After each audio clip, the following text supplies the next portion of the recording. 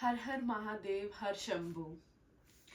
आज शिव पुराण में हम चंचुला के प्रयत्न से पार्वती जी की आज्ञा पाकर तुम्बुरु का विंध्य पर्वत पर शिव पुराण की कथा सुनाकर विंध्युक का पिशाचिनों से उद्धार करना तथा उन दोनों दंपत्ति का शिव धाम में सुखी होना पढ़ेंगे।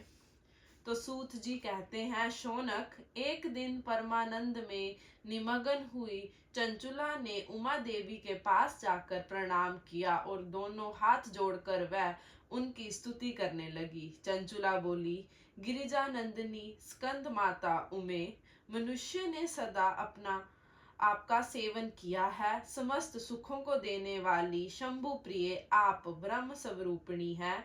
विष्णु और ब्रह्मा आदि देवताओं द्वारा सेव्य हैं। आप ही सगुणा और निर्गुणा है तथा आप ही सूक्ष्म सच्चिदानंद स्वरूपिणी आधा प्रकृति हैं। आप ही संसार की सृष्टि, पालन और संहार करने वाली है। तीनों गुणों का आश्रय भी आप ही हैं। ब्रह्मा, विष्णु और महेश्वर, इन तीनों देवताओं का आवास स्थान तथा उनकी उत्तम प्रतिष्ठा करने वाली पराशक्ति आप ही हैं। सूत जी कहते हैं, शौनक, जिसे सदगति प्राप्त हो चुकी थी वह चंचुला इस प्रकार महेश्वर पत्नी उमा की स्तुति करके सिर झुकाए चुप हो गई। उसके नेत्रों में प्रेम के आंसू उमड़ आए थे। तब करुणा से भरी हुई शंकर प्रिया भक्त वत्सला पार्वती देवी ने चंचुला को संबोधित करके बड़े प्रेम से इस प्रकार कहा। पार्वती जी बोली, सखी चंचुले सुंदरी, मैं तुम्हारी की हुई इस स्तुति से बहुत प्रसन्न हूँ। बोलो, क्या वर मांगती हो? तुम्हारे लिए मुझे कुछ भी आज्ञा नहीं है। चंचुला बोली, निष्पाप गिरिजा कुमारी, मेरे पति विदुंग इस समय कहाँ है? उनकी कैसी गति हुई है यह मैं नहीं जानती।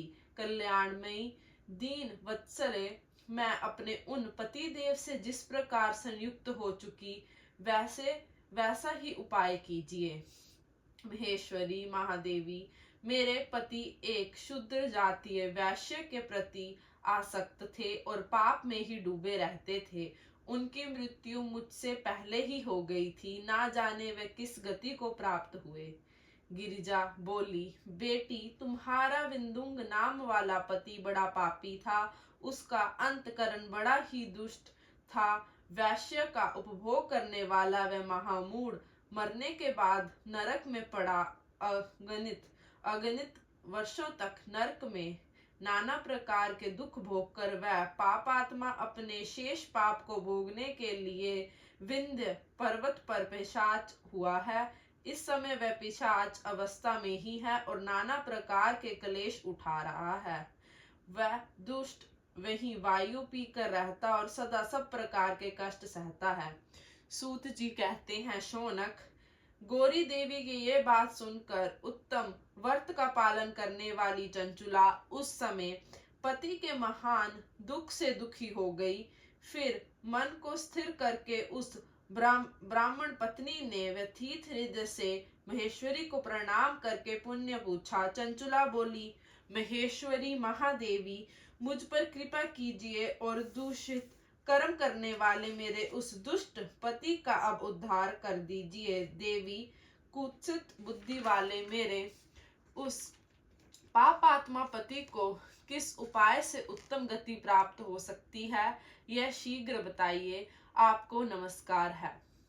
पार्वती ने कहा, तुम्हारा पति यदि शिव पुराण की पुण्यमयी उत्तम कथा सुने तो सारी दुर्गति को पार करके वह उत्तम गति का भागी हो सकता है।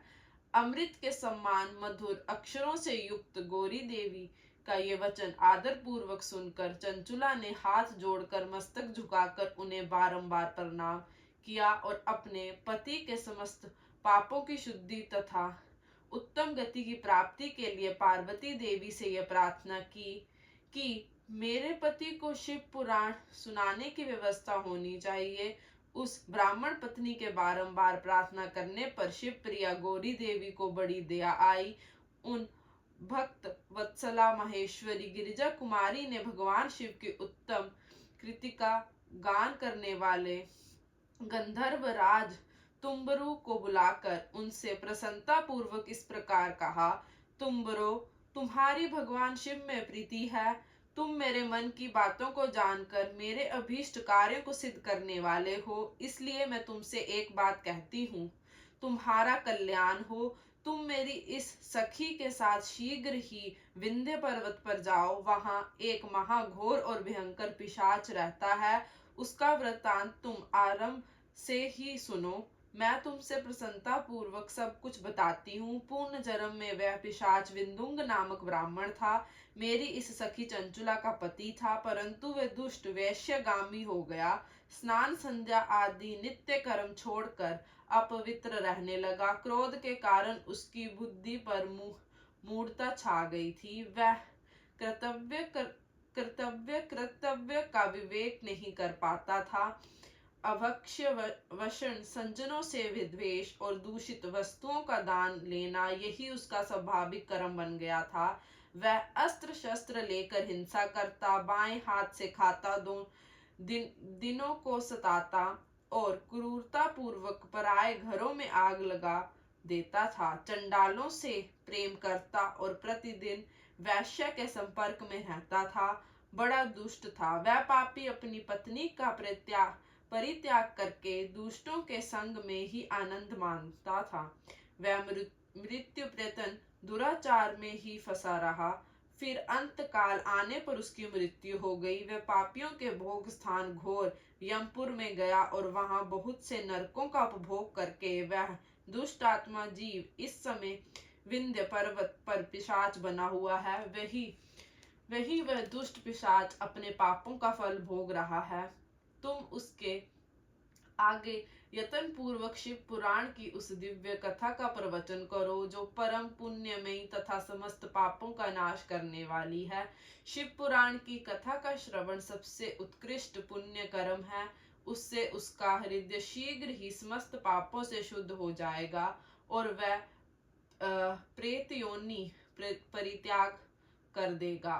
उस दुर्गति से मुक्त होने पर विंदुक नामक पिशाच को मेरी आज्ञा से विमान पर बिठाकर तुम भगवान शिव के समीप ले आओ। सूत जी कहते हैं, शौनक, महेश्वरी उमा के इस प्रकार आदेश देने पर गंधर्व राज तुम्बरु मन ही मन बड़े प्रसन्न हुए। उन्होंने अपने भाग्य की सराहना की। तत्पश्चात उस पिशाच की सती साध्वी पत्नी चंचुला के साथ विमान पर बैठकर नारद के प्रिय मित्र तुम्बरु वेग पूर्वक विंध्याचल पर्वत पर गए, जहां वह पिशाच रहता था। वहां उन्होंने उस पिशाच को देखा। उसका शरीर विशाल था, ठोड़ी बहुत बड़ी थी। वह कभी हंसता, कभी रोता और कभी उछलता था। उसकी आकृति बड़ी विकराल थी। भगवान शिव की उत्तम कृति का गान करने वाले महाबली तुम्बरु ने उस अत्यंत भयकारी पिशाच को पाशों द्वारा बांध लिया। तदंतर तुम्बरु ने शिव पुराण की कथा वाचने का निश्चय करके महोत्सव युक्त स्थान और मंडप आदि की रचना की। इतने में ही संपूर्ण लोकों में बड़े वेग से यह प्रचार हो गया कि देवी पार्वती की आज्ञा से एक पिशाच का उद्धार करने के उद्देश्य से शिव पुराण की उत्तम कथा सुनाने के लिए तुम्बरु विंध्य पर्वत पर गए हैं। फिर तो उस कथा को सुनने के लिए लोभ से बहुत से देवर्ष भी शीघ्र ही वहां जा पहुंचे। आदर पूर्वक शिव पुराण सुनने के लिए आए हुए लोगों का उस पर्वत पर बड़ा अद्भुत और कल्याणकारी समाज जुट गया। फिर तुम्बरु ने उस पिशाच को पाशों से बांधकर आसन पर बिठाया और हाथ में वीणा लेकर गौरी पति की कथा का गान आरंभ किया। पहली अर्थात विंध्येश्वर संहिता से लेकर 7वीं वायु संहिता तक महात्म्य सहित शिव पुराण की कथा उन्होंने स्पष्ट वर्णन किया। 7 संहिताओं सहित शिव पुराण का आदर पूर्वक श्रवण करके वह सभी श्रोता पूर्त कृतार्थ हो गए। उस परम पुण्य में शिव पुराण को सुनकर उस पिशाच ने अपने सारे पापों को धोकर उस पिशाचिक शरीर को त्याग दिया। फिर तो शीघ्र ही उसका रूप दिव्य हो गया। अंग कांति गौर वर्ण हो गई। शरीर पर श्वेत वस्त्र तथा सब प्रकार के पुरुषोचित।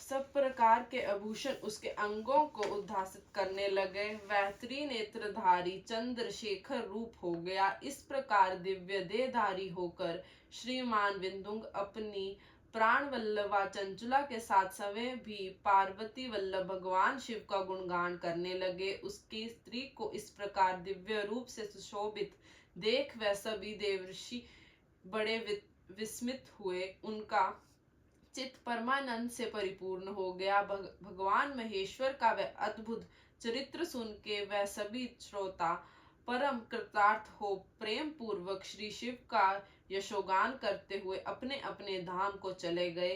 दिव्य रूपधारी श्रीमान विंधुंग भी सुंदर विमान पर अपनी प्रियतमा के पास बैठकर सुख पूर्वक आकाश में स्थित हो बड़ी शोभा पाने लगा।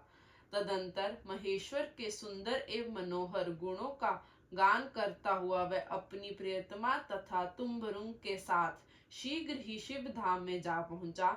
वहां भगवान महेश्वर तथा पार्वती देवी ने प्रसन्नता पूर्वक विंधुंग का बड़ा सत्कार किया और उसे अपना पार्षद बना लिया। उसकी पत्नी चंचुला पार्वती जी की सखी हो गई।